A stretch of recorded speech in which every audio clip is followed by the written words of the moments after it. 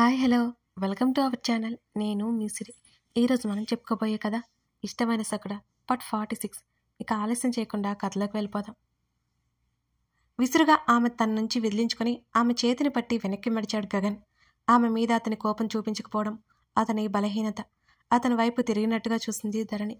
మరి ఇదేంటి? ఆమె బుగ్గలు వత్తిపట్టి అడిగాడు. ఏముంది, స్నానం చేసి వస్తున్నాను అని చెప్పింది ధరణి. ఆమె ఏడ్చినట్టు ఆమె ముఖం కందిపోయింది. ఆమె చేతిని దగ్గరికి గుంజుకున్నాడు గగన్. నీకు చెప్పినా గోడకి చెప్పినా ఒకటే. ఆమె చేతిని వదిలేశాడు. అతను అక్కడి నుంచి వెళ్ళిపోవడమే మాత్రం ఇష్టం లేని ధరణి గబుక్కున అతని నడుము చుట్టూ చేతులేసి కౌగిలించుకుంది. నాకు భయం వేసింది. నువ్వు ఎక్కడ దూరం అవుతావోనని నాకు భయం వేసింది. కానీ నాకు ఇప్పుడు ఏ భయం లేదు. సడన్గా బామ్మగారు అలా రియాక్ట్ అయ్యేసరికి నాకు నిజంగా భయం వేసింది అంటూ ఆమె తలని అతని హృదయానికి ఆనించి చెబుతోంది ధరణి. ఆమె చుట్టూ అతని చేయి పడింది. భయం అంటూ చిరాగ్గా చూశాడు. అప్పటికే పార్వతమ్మ చేసిన గొడవకి ధరణి బిహేవియర్కి అతనికి చెప్పలేనంత విసుగ్గా ఉంది. సి అంటూ ఆమె మెడ వెనక చెయ్యేసి తల పైకి ఎత్తి, ఎవరో చెబితే ఏదో చేసేవాళ్ళ కనిపిస్తున్నానా నీకు? నా లైఫ్ మీద నాకు క్లారిటీ ఉంది. నా డెసిషన్ మీద నాకు నమ్మకం ఉంది అంటూ ఆమె మెడ దగ్గర పట్టు పెంచాడు గగన్. క్షణంలో అతని ఉగ్రరూపం చూసిన ఆమెకి నోట మాట రాలేదు. ఆమె కళ్ళల్లో బెరుకు, నమ్మకం లేక కాదు, అప్పటి సిచ్యువేషన్ ఎలా ఉంటుందో అని ధరణి నసిగింది. ఆమె నడుము దగ్గర డ్రెస్ కిందకి లాగి ఆమె హృదయం మీద అతని పంటికి పని చెప్పాడు. అది ఊహించని ఆమె అతని చొక్కా గాళ్ళను మరింత గట్టిగా పట్టుకుంది. ఆ నొప్పికి ఆమె కళ్ళల్లో నీళ్లు గిర్రున తిరిగి చెంపల మీదకు జారిపోయాయి. అతని మెడ మీద ఆమె చేతి గోళ్లు గుర్తులో చేరిపోయాయి. అతను తలెత్తి చూశాడు. ఏడుపు ఆపుకోవడానికి ట్రై చేస్తోంది ధరణి. ఈ మార్క్స్ పోయేలోపు నీతో నా పెళ్ళవుతుంది అంటూ కళ్ళు దించి ఆమె హృదయం మీద చేరిన అతని మునుపంటి గుర్తుని చూపించాడు గగన్. అతని పనులు, చూపులు, మాటలు అన్నీ చాలా లోతుగా ఉన్నాయి. అతను చేసిన ఆ గాయం మీద అతను సున్నితంగా ముద్దు పెట్టుకున్నాడు. దీనికి నువ్వే కారణం అన్నాడు మెత్తగా ఉన్న ఆమె శరీరం మీద రంగరించుకున్న ఎరుపుదనం చూస్తూ. ఆమె చేత్తో మణికట్టు కళ్ళు తుడుచుకుంది. ఇంకొక క్షణం ఆగకుండా తల పైకి ఎత్తి ఆమె పెదవులని అందుకున్నాడు గగన్. అతని నిర్ణయం తప్పక జరిగి తీరుతుందని ఆమెకి తెలుసు. తనలో ఉన్న భయాలని, కంగారుని చెరిపివేసి అతనికి సహకరించింది ధరణి. అతని పెదవులు విడగానే కళ్ళు దించుకుంది. ఆమె చెంపలు 2 చేతులతో తుడిచి ఆమె జుట్టుని సరిచేశాడు. ఆమె చేతులు ఇంకా అతని భుజాల మీదనే ఉన్నాయి. అతను చేసిన గాయం ఆమె శరీరం మీద స్పష్టంగా కనబడుతోంది. ఆమె డ్రెస్ సరిచేశాడు గగన్. టిఫిన్ చేసి వెళ్ళకపోతే తెలుసుగా అన్నాడు దవడ బిగించి. బుర్రని నిలువుగా ఊపింది ధరణి. ఆమె నుంచి అతని చేతులు వెళ్ళిపోతుంటే ఆమెకేమీ నచ్చలేదు. ఆమె చూస్తుండగానే అతను వెళ్ళిపోయాడు. ధరణి రెడీ అయ్యి హాల్లోకి వస్తే ఎవరూ కనిపించలేదు. గబగబా కొంచెం తినేసి క్యాబ్ బుక్ చేసుకుని వెళ్ళిపోయింది. ముందు రోజు ఎఫెక్ట్తో ఏ ఒక్కరు తన గురించి గుసగుసలాడుకోవడం కానీ అదోలా చూడడం కానీ చేయలేదు. ధరణి లావణ్య పిలుపుకి ఏంటన్నట్టు చూసింది. నిజంగానే నిన్న వచ్చిన అతన్ని పెళ్లి చేసుకుంటున్నావా అని గుసగుసగా అడిగింది లావణ్య. ఏం బాలేడా? ధరణి నవ్వింది. ఎందుకు బాలేడు? సూపర్గా ఉన్నాడు. మన ఉదయ్ సార్ కంటే బాగున్నాడు. ధరణి చూస్తుండగా లావణ్య మెరుస్తున్న కళ్ళతో చెప్పింది. అలా పోల్చడం ధరణికి నచ్చకపోయినా ఆ టాపిక్ మార్చేస్తూ మేనేజర్ వచ్చాడా ధరణి అడిగింది. రాలేదు. నీ విషయంలో ఎక్స్ట్రాలు చేసినా ఆ పాప కూడా రాలేదు. భుజాలు కదిలించింది లావణ్య. ఎందుకు? తను జాబ్ మానేసింది అంట. మేనేజర్ గారి కాలు విరిగిందట. లావణ్య మాటలకి ధరణి కళ్ళు వెడల్పయ్యాయి. ఏంటి, నిజమా? ఇక్కడ అనుకుంటే విన్నాను. లావణ్య పెదవి విరిచింది. ఇప్పుడే వస్తాను. ధరణి మొబైల్ పట్టుకుని వాష్రూమ్లోకి వెళ్ళింది. గగన్కి కాల్ చేసి మా మేనేజర్ కారు విరిగిందట అంది ధరణి. అయితే నన్నేం చేయమంటావు అని అడిగాడు. అది విరిగింది ఎలాగో చెప్తే వింటాను అన్నది ధరణి వెటకారంగా. వెళ్ళి వాణ్ణే అడుగు, నాకెలా తెలుస్తుంది అని గగన్ అన్నాడు. నిజం చెప్పు, నువ్వే విరిచేశావా అనుమానంగా అడిగింది. పనిలో ఉన్నా విసిగించుకో. టక్కున కాల్ కట్ చేశాడు. హలో హలో ధరణి పిలుస్తుండగానే కాల్ కట్ చేశాడు. డౌట్ లేదు, ఏదో చేసి ఉంటాడు. ధరణి ఆలోచిస్తూ బయటకొచ్చింది. అమృత, శృతి, ధరణి ఆఫీస్కి వచ్చారు. సాయంత్రం ఆ పక్కన క్యాంటీన్లోనే కూర్చున్నారు. 10కి ఫ్లైట్ ఉందే ధరణి చెప్పింది. ఇంత సడన్గా వెళ్ళడమేంటి అడిగింది అమృత. ఊరికే వెళ్ళబుద్దవుతోంది. ఊరికైనా కొంపదీసి మీ బావకి నీకు గొడవ శృతి కళ్ళెగరేసింది. నోరు ముయ్యవే అంటూ పార్వతమ్మ గురించి చెప్పి అది జరిగింది. ఇప్పుడు నేను ఎదురుగా కనబడితే ఆవిడ ప్రశాంతంగా ఉండలేదు. అయినా నేను ముందే అనుకున్న వెళ్ళి రావాలి అని అంది ధరణి. ఓఫ్, ఈ వీక్ మనం బాగా ఎంజాయ్ చేయాలని ప్లాన్ కూడా వేసుకున్నాం అంది శృతి. నేను 4 రోజులుంటా, వర్క్ ఫ్రమ్ హోమ్ 2 days చేస్తే సరి అంది ధరణి. నీ పని బాగుంది, మాకు వర్క్ మామూలుగా లేదు, వాచిపోతుంది అని ఇద్దరు నిట్టూర్చారు. అమ్మో, నాకు టైం అయిపోతుంది, క్యాబ్ చేసుకుంటా చెప్పింది ధరణి. సరే, నెక్స్ట్ వీక్ కలుద్దాం, జాగ్రత్తగా వెళ్ళు. స్నేహితురాళ్ళు సాగనంపారు ధరణిని. ముగ్గురిని ఆఫీస్ బాల్కనీ విండో నుంచి చూశాడు ఉదయ్. అతని మెదడులో రకరకాల ఆలోచనలు సంతరించుకున్నాయి. అత్తా, మావయ్య వాళ్ళు ఎక్కడా? ధరణి మాలవికని అడిగింది. ఏదో హోటల్లో మీటింగ్ అట ధరణి, క్లయింట్స్ని కలవడానికి వెళ్ళారు అని మాలవిక చెప్పింది. నాకు ఫ్లైట్కి టైం అవుతుందత్తా, ఇద్దరికీ చెప్పే నేను వెళ్ళిపోతాను. ఇప్పుడు స్టార్ట్ అయితేనే టైంకి వెళ్ళిపోవచ్చు అంది ధరణి. 1 minute అంటూ మాలవిక లోపలికి వెళ్ళింది. పార్వతమ్మ అక్కడే ఉంది. అసలే ఆవిడ కోపంలో ఉంది. ఆవిడ్ని కదిలించలేదో ధరణి. మీ అమ్మేమో నా కూతురి ఆస్తిలో సగం ఎత్తుకుపోతుంది, నువ్వేమో నా మొత్తం సొంతం చేసుకుని మా గగన్ని మాకు కాకుండా చేయాలని వచ్చావు.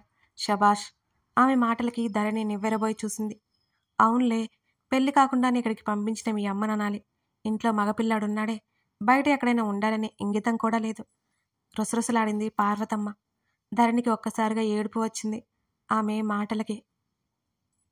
గట్టిగా ఊపిరి తీసుకుని, ఆవేశపడకండి బామ్మగారు, మీరన్నట్టు నేను ఆస్తి కోసమే వచ్చాననుకోండి, మీ మనవడి సంగతి ఏంటి? పెళ్లి కాకుండానే కాపురం పెట్టేలా ఉన్నాడు, నేనే ఆపుతున్నాను అంటే అర్థం ఏంటి? మీరెన్ని చెప్పినా వినడనేగా.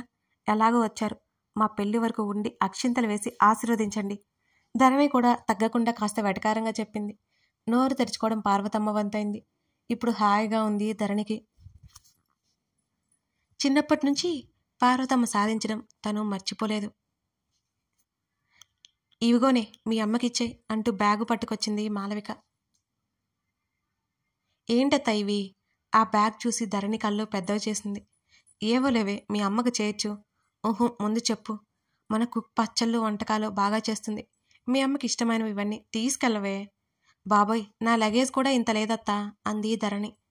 దెబ్బలు పడతాయి, తీసుకొని పో అంది మాలవిక. తీసుకువెళ్తానులే అని నవ్వింది ధరణి. ఎవరినని ఏం లాభం, ముందు నా కూతుర్ననాలి. మన బంగారం మన మాట వింటేగా, వాళ్ళంటే ప్రేమ కారిపోతుంది అని మాలవిక చూసి ముఖం అదోలా పెట్టుకుంది పార్వతమ్మ. వెళ్ళొస్తా బామ్మగారు. ధరణి మాలవికతో బయటికి నడిచింది. డ్రైవర్కి చెప్పి ధరణిని జాగ్రత్తగా దించమంది మాలవిక. గగన్కి అప్పటికే 5వసారి కాల్ చేసినా ఆమెకి ఉపయోగం లేకపోయింది. మరునాడు ఉదయం ఇల్లు చేరిన ధరణికి గగన్ నుంచి కాల్ రాలేదు. మళ్ళీ ప్రయత్నం చేసింది. ఏమైంది మనిషికి, కాల్ లిఫ్ట్ చేయడే ధరణి గొనుక్కుంది. అక్కడ బాబేమో ధరణి నుంచి 20 మిస్డ్ కాల్ కూడా సక్సెస్ఫుల్గా ఇగ్నోర్ చేశాడు. ధరణికి నెమ్మదిగా అర్థం అవసాగింది, కావాలని చేస్తున్నాడని. అసలు ఎందుకు ఇలా చేస్తున్నాడో మాత్రం తెలియడం లేదు. పిచ్చ కోపం వచ్చినా అతనితో మాట్లాడకుండా ఉండలేక మరోసారి ప్రయత్నం చేసి కూడా ధరణి ఫెయిల్ అయింది. రేవతి పిలవడంతో గదిలో నుంచి కిందకొచ్చింది ధరణి. ఈ చీర నీకోసమే తీసుకున్నాను, నెక్స్ట్ మంత్ నీ బర్త్డే కదా అంటూ చూపించింది రేవతి. ఆ చీర మీద ఏమాత్రం ఇంట్రెస్ట్ లేని ధరణి, నాకు చీర ఎందుకు అని సోఫాలో పడిపోతూ అడిగింది. ఇప్పుడు కాక ఇంకెప్పుడు కట్టుకుంటావే నువ్వు? రేపో మాపో పెళ్ళి అవుతుంది, అలవాటు కావద్దా ఏంటి? రేవతి గయ్యమంది కూతురు మీద. నేను పెళ్ళయ్యాక అలవాటు చేసుకుంటాలేమ్మా, ధరణి నవ్వింది. బ్లౌజ్ కూడా స్టిచ్ చేయించాను, సెట్ అయిందా లేదా చూడు, రేవతి అడిగింది. తర్వాత చూస్తానులే, ధరణి బద్ధకంగా అటు ఇటు కదులుతూ చెప్పి. ఆకలేస్తుంది, ఏం వండుతున్నావు? ఆ చీరని చక్కగా మడత పెట్టిన తల్లిని చూస్తూ అడిగింది రేవతి. ఏం కావాలో చెప్పు. నీ ఇష్టం, ఒకసారి ఫోన్ ఇవ్వు, నా ఫోన్ పైనే ఉంది అంటూ తల్లి ఫోన్ అడిగి తీసుకుంది ధరణి. ఈ చీర హైదరాబాద్ తీసుకెళ్ళు, నీ బర్త్డే మేము అక్కడే వస్తాం, అప్పుడు భద్రాచలం ఖచ్చితంగా రావాలి, పోయినసారి కూడా రాలేదు నువ్వు అంది రేవతి. వస్తానులే అప్పటికి అంది ధరణి. రేవతి కిచెన్లోకి వెళ్ళింది. ఆ చీరతో పాటు మొబైల్ తీసుకుని నెమ్మదిగా గదిలోకి వచ్చింది ధరణి. గగన్ నెంబర్కి డయల్ చేసింది ఆమె. అప్పటికే ఆఫీస్కి వెళ్ళిపోయాడు గగన్. తన అత్త నుంచి ఫోన్ కాల్ రావడంతో అది ఎవరు చేశారో అతనికి బాగా తెలుసు. ఎందుకంటే అతను రేవతితో మాట్లాడి గంటైంది. ఆమె ఎందుకు ఇగ్నోర్ చేస్తున్నాడో ధరణికి తెలియాలి కదా. అందుకోసం కాల్ లిఫ్ట్ చేశాడు గగన్. చెప్పత్తా తెలియనట్టే అడిగాడు. అమ్మ కాదు నేను, ధరణి ఉక్రోషంగా అడిగింది. అప్పుడు ఇంకా క్లారిటీ వచ్చింది ఆమెకి. ఓన్లీ తన కాల్స్ మాత్రమే లిఫ్ట్ చేయట్లేదనే విషయం. ఏంటో చెప్పు. నా కాల్స్ ఎందుకు లిఫ్ట్ చేయట్లేదు నువ్వు అని అడిగింది ఆవేశంగా ధరణి. ఎందుకు లిఫ్ట్ చేయాలి అతను తిరిగి ప్రశ్నించాడు. మాట్లాడడానికి అంది ధరణి.